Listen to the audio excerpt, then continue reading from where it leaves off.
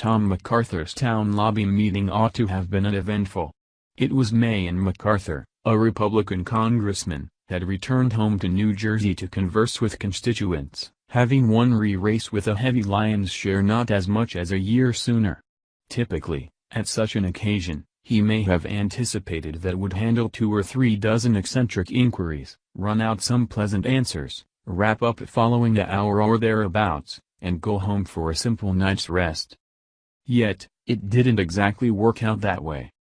6 days sooner, the House of Representatives had voted to pass the American Health Care Act, which was anticipated to leave a great many Americans without medical coverage. MacArthur had composed the revision that had restored the bill, after a prior rendition neglected to gather enough help. Presently, about 2,000 enraged dissidents conveying mock-ups of their eventual headstones were outside the town lobby scene to welcome him. The few permitted inside burned through 5 entire hours savaging him.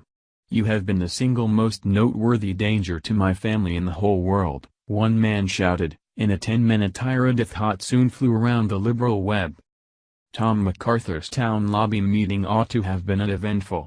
It was May and MacArthur, a Republican congressman, had returned home to New Jersey to converse with constituents, having won re-race with a weighty larger part not as much as a year sooner.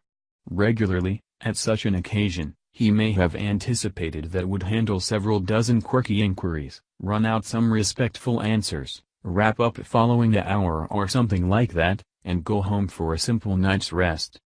In any case, it didn't exactly work out that way.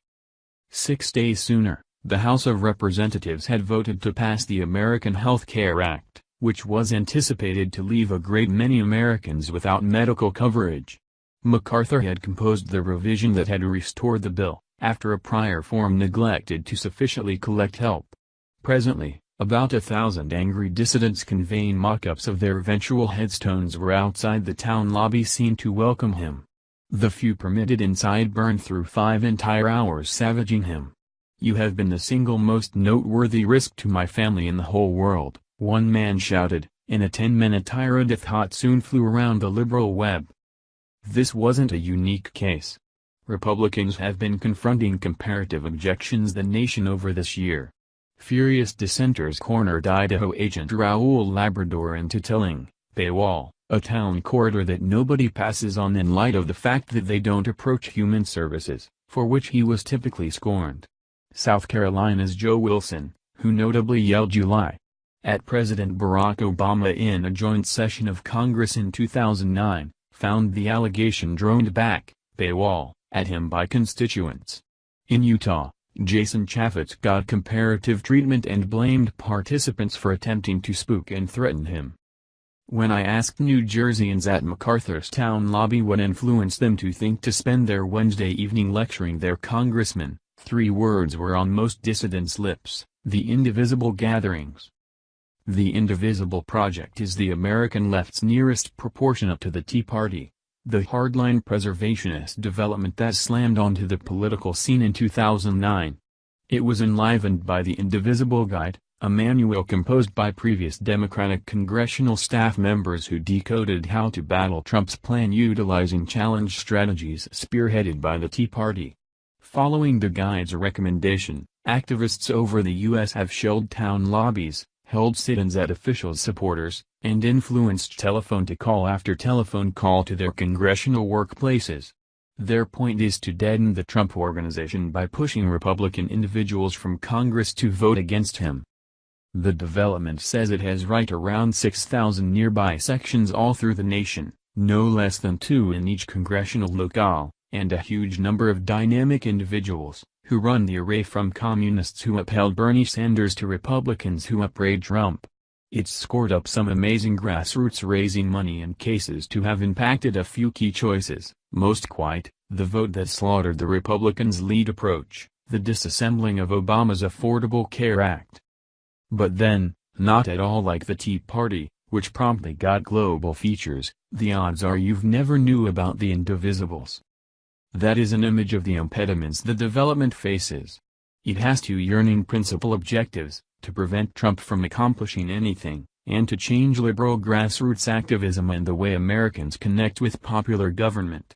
Its difficulties extend from some cacophony between the national authority and ground-level activists over what the development is for, to pressures about its belief system, to inquiries about whether its technique is supportable in the medium to long haul. Approaching over all that would one say one is enormous, unanswered inquiry, just how viable is its challenge model of campaigning singular individuals from Congress? The roots. The Indivisible Project's organizers, hitched couple Leah Greenberg and Ezra Levin, didn't think they were beginning a mass dissent development. Appalled by Trump's triumph, they chose to channel their experience of being blockaded by Tea Party dissidents when they were working for individuals from Congress in Obama's initial years. They cobbled together a wonky 26-page manage and tossed it online as a Google report a month after the decision, thinking scarcely anyone would see it.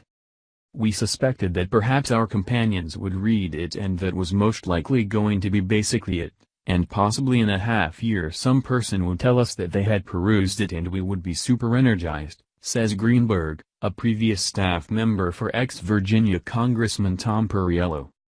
Yet, their Google Doc soon began smashing since such huge numbers of individuals were attempting to take a gander at it, and they were shelled with messages from individuals needing to join an indivisible gathering.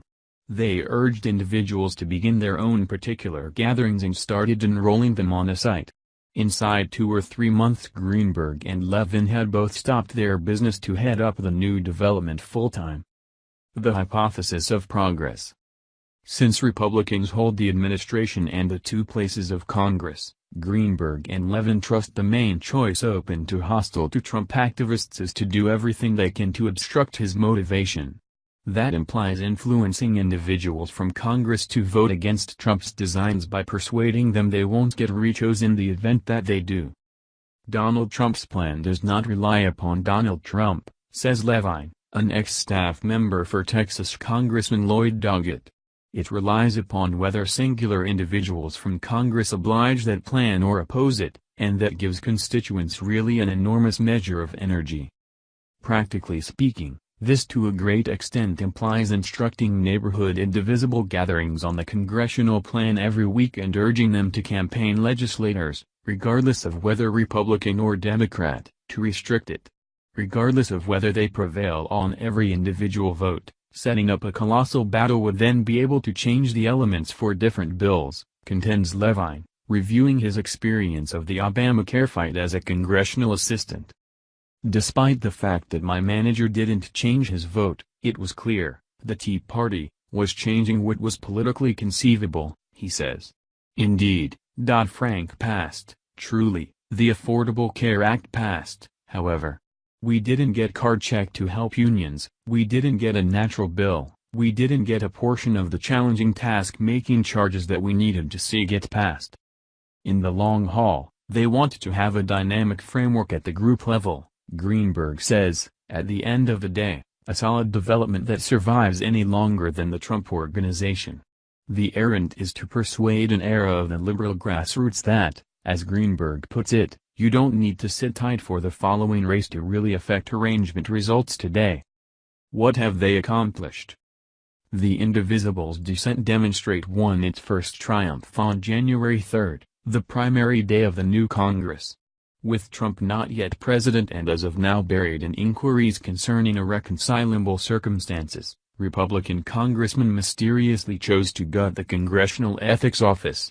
The legislators' workplaces were soon overwhelmed with furious telephone calls and they influenced a quick and humiliating U-turn paywall. Fellow Potacek, who heads an indivisible gathering in Northern Virginia, says he felt the energy of the development when the American Health Care Act, raided with MacArthur's revision, came up for a House vote in May. His delegate, Barbara Comstock, a Republican, was faltering, and Potacek says he amassed an expansive gathering outside her office to challenge throughout the day. Comstock, a partner of Speaker Paul Ryan, in the end voted against the bill, however it crushed through. I solidly trust that had it not been for our consistent nearness, she would not, for the main time I can consider, host broken with her get-together on her vote, says Potacek, 45, whose normal everyday employment is as a specialist in the resistance business. At the time, Comstock's office said she contradicted the bill since she couldn't help contradicting parts of it. However, examiners rushed to call attention to paywall, that she was likely endeavoring to curry support in her undeniably swing region. On the other hand, she may host done it with gathering pioneers' endorsement, since they had enough votes without her. More conclusive, obviously, was the bill's definitive thrashing in the Senate. 3 Republican representatives, Susan Collins, Lisa Murkowski, and John McCain, tipped the just 51-49 against it, and the Indivisibles guaranteed credit for helping impact each of the 3. However, they were likewise watchful, in a consequent opinion piece, to recognize different gatherings that had an influence. Amy Fried, a political researcher at the University of Maine, portrayed the push to influence Collins in some detail, and it appeared